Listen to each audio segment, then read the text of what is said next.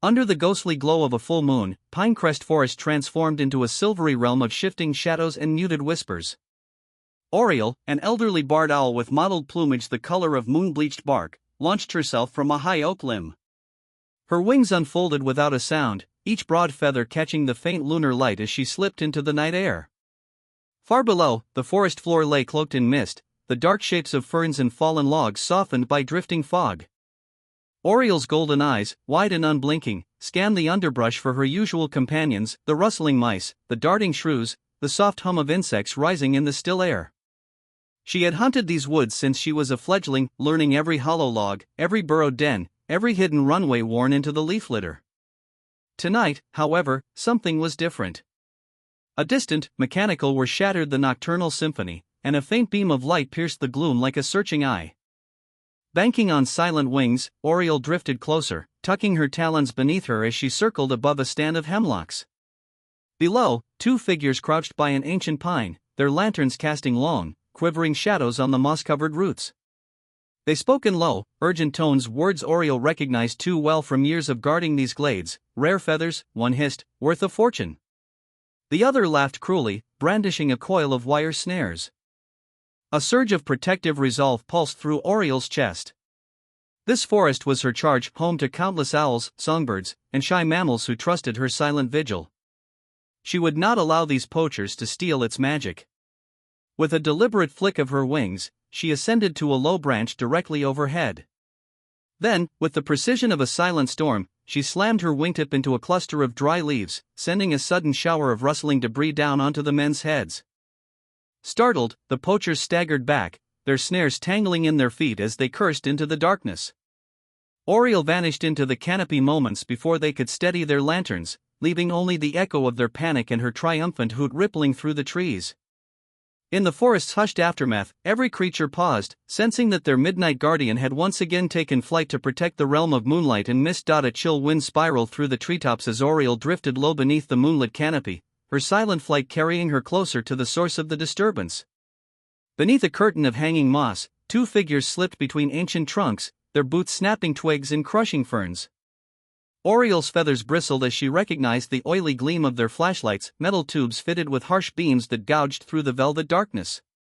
Poachers. Her heart stilled with resolve. Perched on a swollen knot of oak, Oriole studied their movements. The taller man carried a coil of steel cable, his companion hefted a burlap sack bulging with supplies. They spoke in clipped whispers. "I've tracked their nests all season," the taller hissed. "Tonight, we finally get the plumage." Oriole's sharp talons curled against the bark. In her decades as Pinecrest's night sentinel, she'd learned every sound of these woods. Now she heard, through the undergrowth, the guilty rasp of snares being prepared. Stealing forward on the thinnest gusts of air, Oriole positioned herself above a cluster of young pines where the poachers knelt to set their first trap. The man dropped the noose into a hollow root, then leaned back to inspect his handiwork. With a sudden, precise flick of her wing, Oriole swept a cascade of dry needles and twigs down upon him. The snare's anchor snapped loose, and metal clattered to the leaf litter floor with a jarring clang. Lanterns bobbed wildly as the pair staggered to their feet, curses echoing through the gloom. Before they could regain their bearings, Oriole had already melted into shadow, her soft hoot of victory resonating like a rallying call. As the poachers scrambled to recover their snares, she perched high above, eyes gleaming with triumph. The forest exhaled in relief, the night's stolen serenity restored, if only for a moment, by its silent, feathered guardian. Oriole circled back into the heart of Pinecrest Forest, her wing beats muffled by the thick tangle of ferns and undergrowth. She perched on a low, broken branch mere feet above the first snares clearing, where moonlight pooled in silver puddles on the forest floor. The poachers had moved on, convinced their trap stood ready for a prize. Oriole's golden eyes glinted with purpose as she assessed the wire loop affixed to a sapling root. Below, the snare's cable was taut, the loop sharpened to constrict around any unsuspecting owl or other forest creature that passed too close. Oriole's keen hearing picked up the faint creak of metal under tension, a relentless reminder of the peril that lurked in every dark corner. With a deliberate shift of her weight, she tested the branch's support, then swept her talons across the cable's anchor point. Sparks of bark and earth flew as the wire's grip loosened, and with a final snap, the loop fell limp to the ground. Oriel's soft hoot resounded triumphantly, echoing off nearby trunks. But the poacher's trap work extended deeper. Oriel glided through the undergrowth toward the next clearing, following the faint scent of grease on metal and the impossible hush that settles around freshly laid snares. A second trap lay hidden beneath a veil of dead leaves, a spring-loaded net rigged to hoist small game high into the branches. Oriel landed atop a mossy log, her eyes narrowing as she studied the mechanism, a crude block and tackle fashioned from scavenged wire and a rusted pulley. Her talons, though accustomed to grasping prey, flexed with precision as she pecked at the pulley's pivot point. The metal creaked, then eased free, causing the entire net frame to collapse inward with a muted thud. Leaves drifted down like judgment, and Oriel's wings lifted her away before the poachers could return and discover their handiwork undone. In the cool hush that followed, Oriel caught movement at the edge of the clearing. A young fox, whiskers quivering, had wandered in pursuit of rodent calls and now stood frozen before the disabled trap. The fox's eyes shone with cautious relief as Oriel let out a gentle kia, the barred owl's soft call of reassurance. With a graceful hop, the fox backed away, melting into the night. Oriel watched until the creature's silhouette vanished among the ferns, then turned her attention skyward to the next threat. Higher in the canopy, a third snare loop, meant for game birds, was strung between two slender saplings, its wire taut and shining dangerously. Oriel flitted upward, hooking one talon into the loop's interior. She leaned back, using her full body weight to bend the saplings inward until the cable slackened. With a swift tug, the wire came free, and the saplings sprang back with a crack, sending the wire arching uselessly into the leaves. Oriel's triumphant hoot sent ripples of sound through the branches, as if the forest itself applauded her skill. But the poachers, frustrated by their fruitless efforts, were not yet finished. Oriel detected their footprints weaving back toward the forest's heart, their curses and murmurs carried faintly on the wind. One whispered, "Something's wrong here, these snares keep failing." His companion spat, "We'll burn this whole wood down if we have to." Oriel's feathers ruffled at the threat. She would not allow these men to desecrate her home. With careful deliberation, Oriel plotted her next moves, guiding smaller creatures away from rigged areas, misdirecting the poachers along false trails, and rallying her nocturnal allies to create distractions. She screeched once, a high, staccato note that rolled through the trees, summoning a chorus of nightjars and whippoorwills. Below, the startled poachers spun in confusion as dozens of unseen birds erupted into flight, their wings beating in a maddening cacophony. In the ensuing chaos, Oriel slipped behind a stand of hemlocks and perched once more above the central trapping ground. With swift, precise strikes of her talons and beak, she dismantled the final 3 snares, one rigged to a hollow log, another concealed beneath moss-heaped stones, and the last tethered to the roots of an ancient maple. Each mechanism fell apart under her expert touch, vanishing into the leaf litter as if it had never existed. By the time the poachers regrouped at the clearing's edge, all their snares lay broken and useless. They stared at the empty forest floor in disbelief, their lanterns slicing through the gloom in frantic arcs. "I swear I set them right," one muttered, shaking his head. The others spat in frustration. "This place is cursed."